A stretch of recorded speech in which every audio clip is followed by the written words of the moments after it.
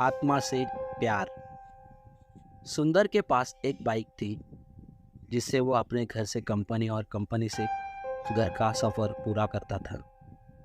एक दिन ऑफिस से घर जा रहा था तो रास्ते में सुंदर को कॉलेज के बाहर एक लड़की दिखाई दी जो उसको देखकर मुस्कुरा रही थी। सुंदर ने उसे टालते हुए अपने घर की ओर निकल पड़ा।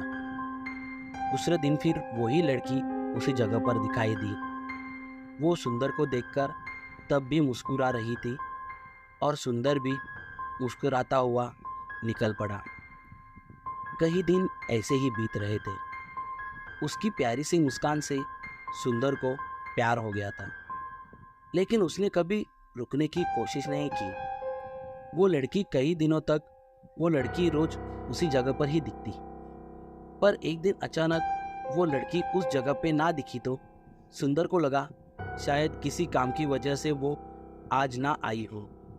पर ऐसे लगातार 4-5 दिन बीत गए तो सुंदर थोड़ा बेचैन हो गया। पर वो किसी को कुछ पूछता भी तो कैसे, वो उसके बारे में कुछ भी नहीं जानता था, ना कभी बात की थी, इसलिए उसका नाम पता कुछ भी नहीं जानता था। कई बार सुंदर कंपनी से जल्दी निकलकर उसका इंतज़ार भी करता, पर वो नहीं दिखी। पर एक दिन सुंदर के मोबाइल पर किसी अनजाने नंबर से फ़ोन आया। फ़ोन उठाया तो एक लड़की थी। उसने नाम पूछा और वो सुंदर से बात करने लगी और बताया कि मैं वही लड़की हूँ जिसे तुम रोज बाइक से गुजरते हुए देखा करते थे।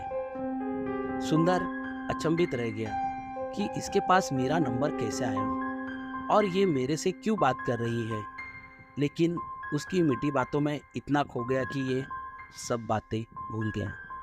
एक दिन उसने सुंदर को कॉलेज के बाहर मिलने के लिए बुलाया तो सुंदर और सुंदर का दोस्त दोनों बाइक पर उससे मिलने को गए, क्योंकि इससे पहले सुंदर कभी किसी लड़की से अकेले में नहीं मिला था तो कुछ घबरा भी रहा था।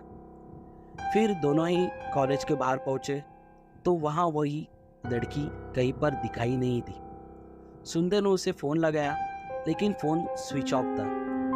1-2 घंटे इंतज़ार करके वो ये दोनों घर लौट गए। फिर जैसे ही सुंदर अपने घर पहुंचा तो उस लड़की का फ़ोन आया तो सुंदर ने गुस्से से कहा कि हम वहाँ पर आपका इंतज़ार कर रहे थे, पर आप क्यों नहीं आई?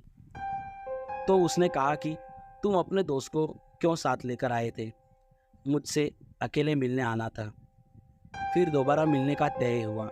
अगले दिन सुबह सुबह सुंदर ने उसको फ़ोन लगाया, पर फ़ोन तो उसकी मम्मी ने उठा लिया। सुंदर तो डर गया, लेकिन कॉलेज के प्रोजेक्ट का बहाना करके उसने उसकी माँ से बात करनी चाहिए। पर उसकी मम्मी ने जो कहा वो सुन के सुंदर पूरी तरह से हिल गया। उसकी मम्मी ने कहा, पागल हो गए हो क्या? प्रिया को मरे तो 3 महीने हो चुके हैं। ये सुनते ही सुंदर हक्का बक्का रह गया और उसके हाथ से मोबाइल छूट गया और वो बुरी तरह से कांपने लगा और सोच रहा था कि मैं जिस लड़की को देख रहा था और जिससे मैं बात कर रहा था वो तो एक आत्मा थी। फिर भी अगले दिन सुंदर ने फिर से प्रिया की मम्मी को फ़ोन लगाकर सारी घटना सुनाई तो उन्होंने कहा, मेरी बात पर यकीन ना हो तो मेरे घर आकर देख लो।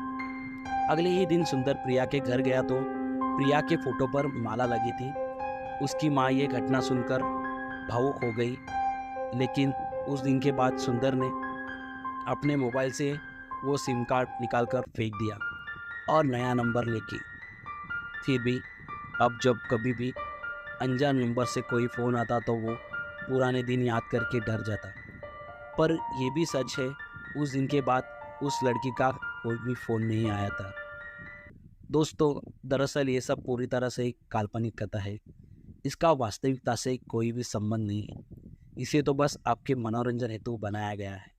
मगर फिर भी किसी घटना से अगर ये कहानी जुड़ी हुई लगे तो इसे केवल और केवल बस एक इत्तेफाक या संजोग समझिए।